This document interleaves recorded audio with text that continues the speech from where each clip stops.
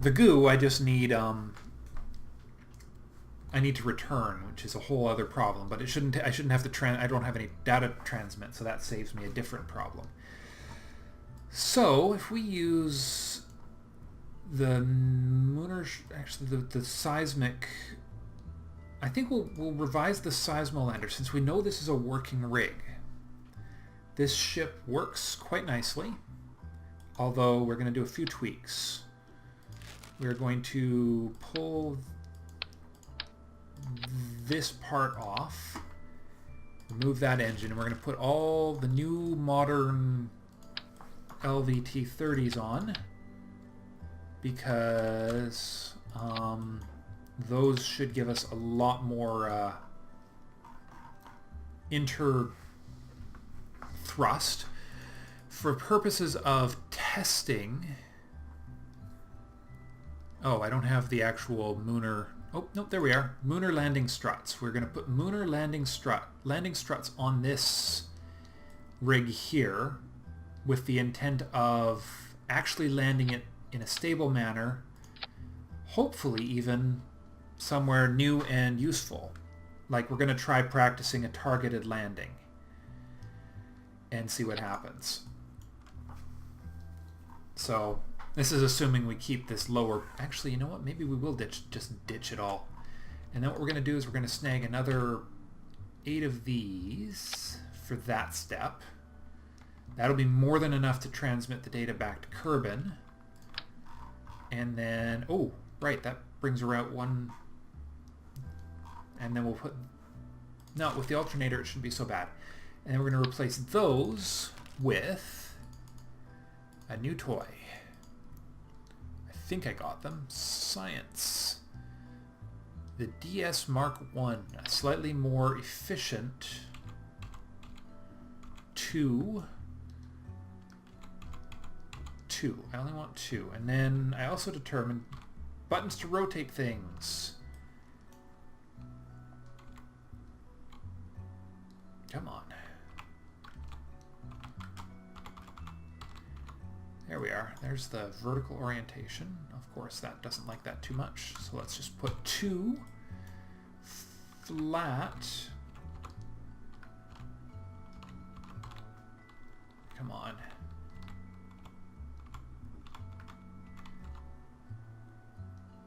Oh, no, that's not going to work, is it? I just got to figure out what kind of surface these can actually sit on. And also what the proper orientation of them is. Let's just start clean. Let's grab a new one and see what happens. So if I slap them on the side, so that's the upside.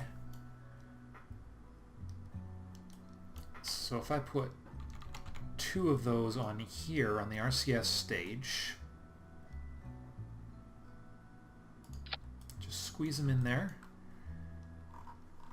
You know what? I think we're going to need to go with a slightly rounded. Let's get a closer look. I don't really want this to look quite that rickshaw, shall we say.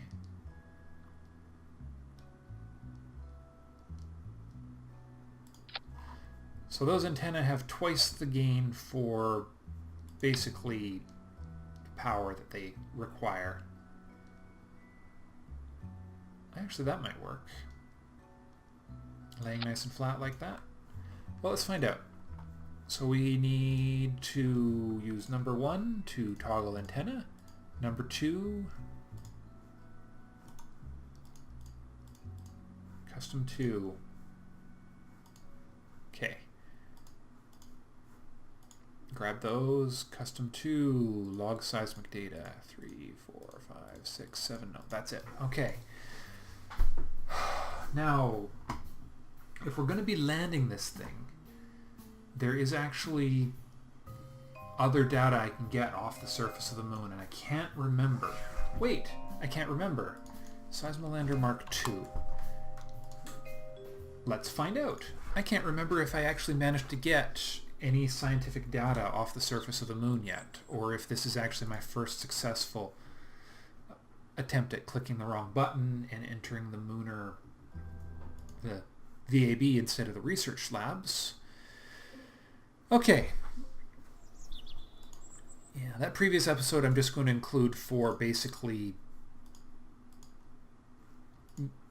science. So let's see, temperature scan, it's high and near, barometer, high and near, gravity scan, won't work on the lunar surface. Did not get all of my seismic data, which is why we're going back there again. So let's make sure that this thing has all the tech that one would need to truly have a successful mission. And let's do that by only putting 2 of these on here. Angle snap, like so. And then we'll put, let's see, are thermometers and barometers the same weight? That would be useful. 0.05. No, they're not. So we'll have to put a barometer and a thermometer on the same side for balance.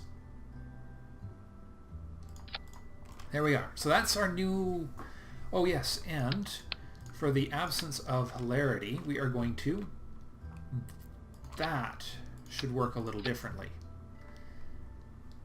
And we should be able to get rid of the fool thing much, much sooner in the flight. Like, you know... I believe that gets rid of it with that stage, yeah. Dumps off the nose cone really early. Illuminator, that's cool.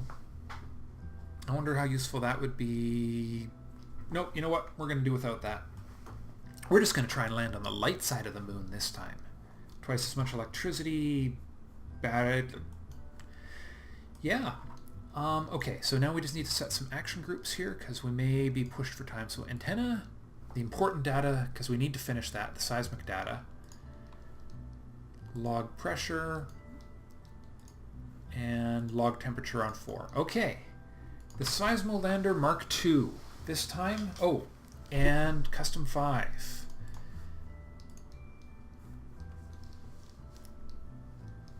Raise / lower legs. Cool. Okay, I wonder, we're going to do a couple tests on the launch pad here. So we're going to see if the G key works for what I just set, or if the 5 is the way to go. I think that's pretty much everything. Alright, so if I hit G, no. Oh, yes. Alright, so G will indeed extend and retract the landing gear, as will the number 5. Well, let's just hope I don't hit the wrong button. Okay. So, tracking our electricity use. Toggling the engines up to 60%. Launching in 3, 2, 1. Liftoff. For our second... Whoa! Right. This was a twitchy bugger, as I like to call it. Twitchy bugger. Hold it. There. I wonder if the reaction... If these must just not be active. Whoa. Slow down. Hold your horses, boy. Alright. Not an optimal start to this flight, but we're doing okay. That was almost a total disaster, though. At least I'm starting to get a rig that is reliable. Whoa. Oh, shoot. What's going on? What's going on? And what's the engine that's overheating here? I fired an extra stage. Shoot.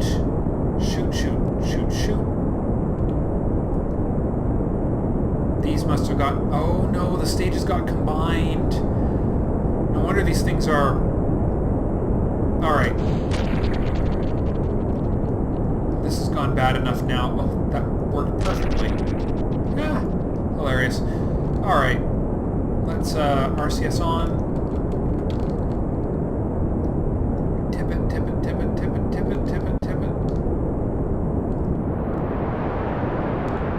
Just shows you how much more powerful those mainsail type engines are, really.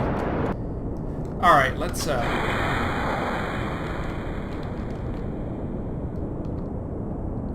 that's hilarious.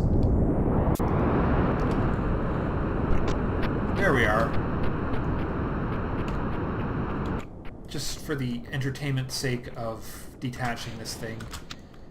Alright. Revert flight to VAB.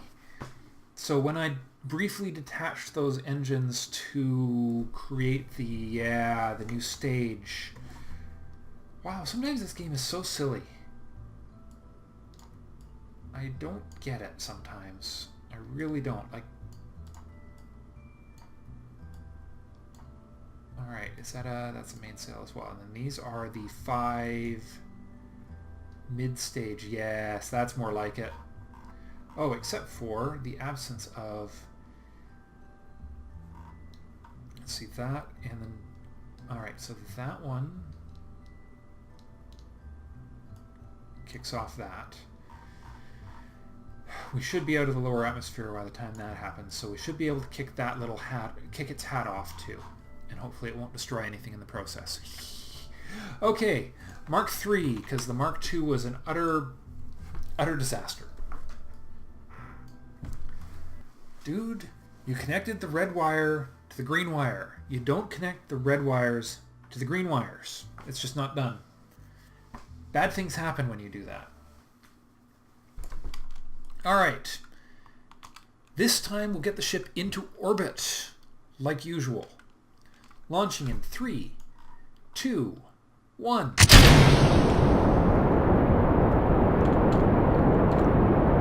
There we are. Okay, whoa, whoa, whoa, whoa.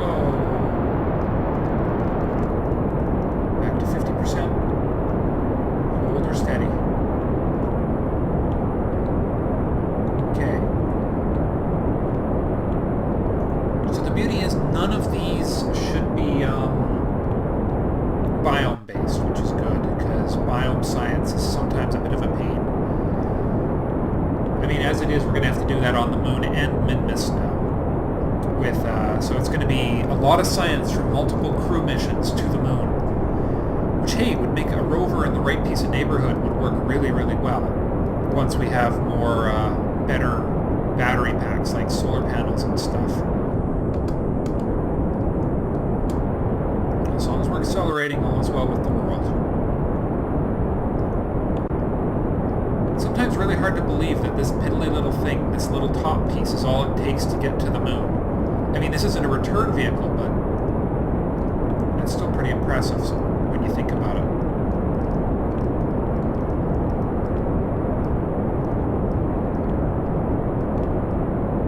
Oh, actually, I think I was using this rig to get to the Moon. I can't remember.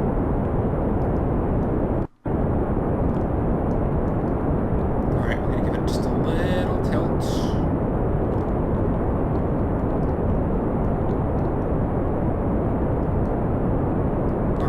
We are getting to the point where the RCS might actually be necessary.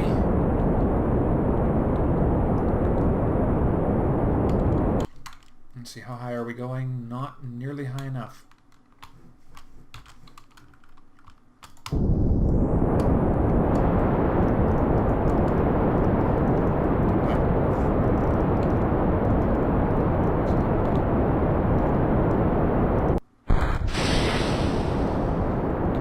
Now with our new alternators. Beautiful. That's exactly what I wanted to happen.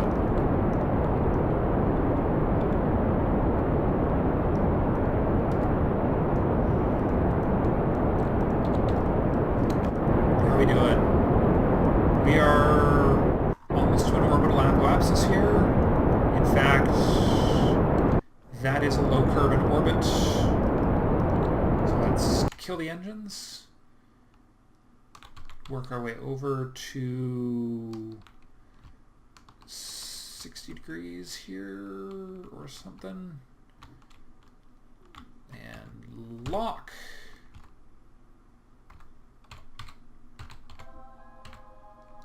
Engines throttle up, because we don't actually have a lot of time till our apoapsis.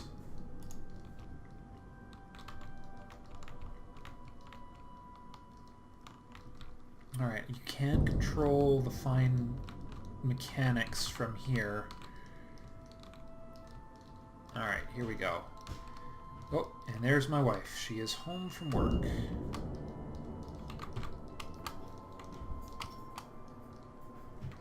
Alright, out of the map. This is it. This is our orbital burn. Hoping for the best. Keep the nose down. Depending on how much fuel this uses, we may actually use this to burn ourselves out of orbit a bit, but I think we only used this engine. I really think that's all we needed last time. Shows you how good my memory is these days. Lovely. We're burning just about at the most efficient point in our orbit to do so. It's going to be a bit eccentric, which is going to make getting to the moon a little bit more of a pain than usual. But at this stage, beggars can't be choosers.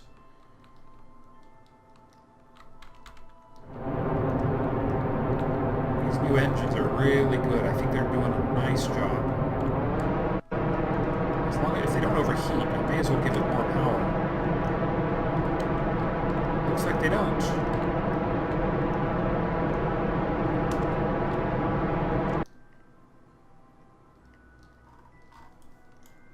Should be able to get this thing into orbit no problem with this rig. Full power!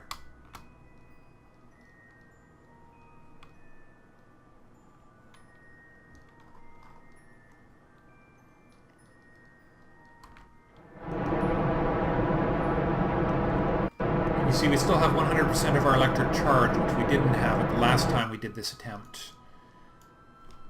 Okay.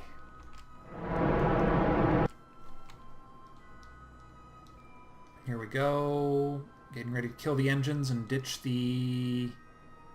Perfect. Alright. As I suspected, okay, almost gone, so we're going to ditch this lower stage. And use this little tiny rig to up our periapsis into orbital. Now, that debris... should be... Well, we won't worry about it. We'll assume that that is going to go crash down to the Kerbin. I'm kind of concerned by the fact that I can't see the debris on the map. Oh, unless I have to toggle it on. Maybe... do I have to... There we are. Debris. That debris is probably in a orbit that will get it killed. We're just going to hope for the best. Probes. There we are. Okay. Next, planning our transmunar burn. From the periapsis is an optimal place to do it. And we go boom. And it might be the optimal place to do it, but it's not the optimal place to actually intercept the moon. Or there could be other problems, like the slightly eccentric set as target. We are going to... Oh, it's too... Which way does the moon travel anyways? Alright, we're just not going to get there soon enough, so we need to burn somewhere like there. That gives us a periapsis. We can do better than that. No, a little faster. A little further. Nope. Or is it just coming up the wrong angle? I think it's the wrong angle issue.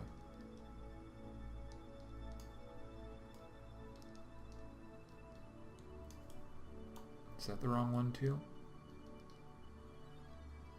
Let's see how close. Oh, that's getting it closer. Good. That's the angle we want to change. 300. Nice and close. Let's drop that down a little. I don't want to burn too hard. Oop, not quite far enough. There we are. That's looking pretty good. Not an optimal burn into lunar orbit, but you know what? Actually, it's not a bad one. That's pretty direct as far as orbits go. Burn time in 18 minutes, so we better get this SAS off, give the RCS a little punch, turn it off, let us rotate until we see the blue dot, the magical blue dot of this is where we want to stop to. Boom! Lock it on. All right. It is time to call it an episode here. In the next episode, we will do our Munar burn. Thank you all for watching. I will see you all in the next episode. Bye for now.